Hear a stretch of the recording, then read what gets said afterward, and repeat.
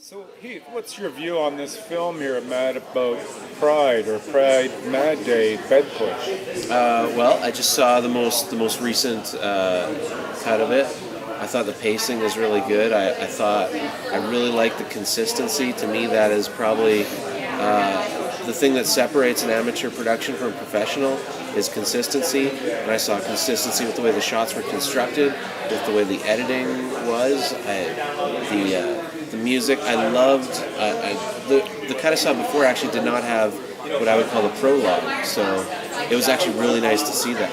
I thought that really kind of took it from being like a movie to a film, if you know what I mean. Is that prologue? Yeah, it brings you emotionally, and it almost like tenderizes you, so that like the impact of the subject matter is that much more harsh. I thought that there was a really good sense of restraint that you had yourself. Like, you really embraced what a documentary should be, in that you were observing. I think that documentary, the term is actually thrown around horribly these days.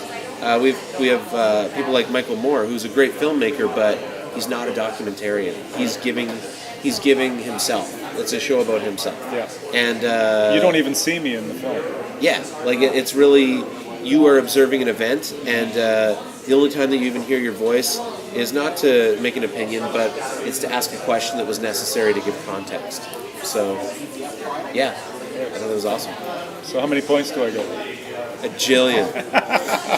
Why don't we say? To me, the thing about the prologue that really helps it is, without the prologue, it's interesting. Like, it's this event that most people will never witness. I mean, like, this march happens in Toronto annually, I'm assuming, but probably not. And the first time international. First time internationally, so it's growing. But most folks, even in Toronto, are probably not aware that it happens. So it's great to see that event and be able to say, oh wow, this happens, I didn't know this happens, and there's people that actually this is important to. But to actually, like, before we even show you this event, we're going to take you into this little microcosm of this whole issue. History. Yeah, the history, just the conversation with the children in that. It's On the same level, they're both. yeah, it brings you into the context that you need to be at to truly appreciate the content of the film. Great. I wonder how I did that.